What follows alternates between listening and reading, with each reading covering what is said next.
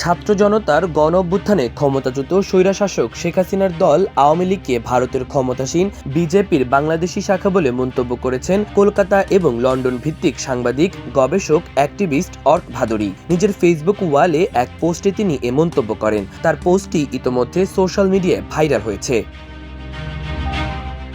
অর্ক ভাদুরীর তার ফেসবুক স্ট্যাটাসে লেখেন, ভারতের প্রধানমন্ত্রী নরেন্দ্র মোদী আমেরিকায় গিয়েছেন। তাকে স্বাগত জানাতে বাংলাদেশ আওয়ামী লীগের মার্কিন যুক্তরাষ্ট্র শাখা ওয়েলকাম নরেন্দ্র মোদী লেখা ব্যানার নিয়ে জমায়েত করেছেন। আওয়ামী ছাত্রলীগের অফিসিয়াল পেজ এই ভিডিও শেয়ার করেছে। ছাত্রলীগের পোস্টটি কমেন্ট সেকশনে শেয়ার করেছি। ভিডিওর ডান দিকে ব্যানারটি দেখা যাবে। বিজেপি এবং আওয়ামী লীগ এখন আর আলাদা দুটি দল নয়। আওয়ামী লীগ বর্তমানে বিজেপির বাংলাদেশি শাখা। সেই কারণেই মোদীকে স্বাগত জানিয়ে ব্যানার হাতে আমেরিকায় জমায়েত করেন আওয়ামী লীগের নেতারা। হাজার হাজার আওয়ামী লীগ নেতা ভারতে আছেন।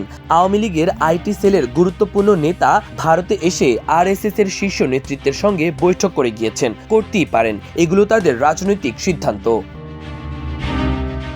প্রশ্ন হলো, বিজেপির সিস্টার কনসার্ন হিসেবে ক্রীড়াশীল আওয়ামী লীগ কি আদৌ বাংলাদেশের রাজনীতিতে কামব্যাক করতে পারবে? সম্ভবত নয়। ইউনূস সরকারের বিরুদ্ধে ক্ষোভ আছে, ক্ষোভ আরও বাড়বে, কিন্তু তার সুফল আওয়ামী লীগ ঘরে তুলবে না, তুলবে অন্য রাজনৈতিক শক্তি।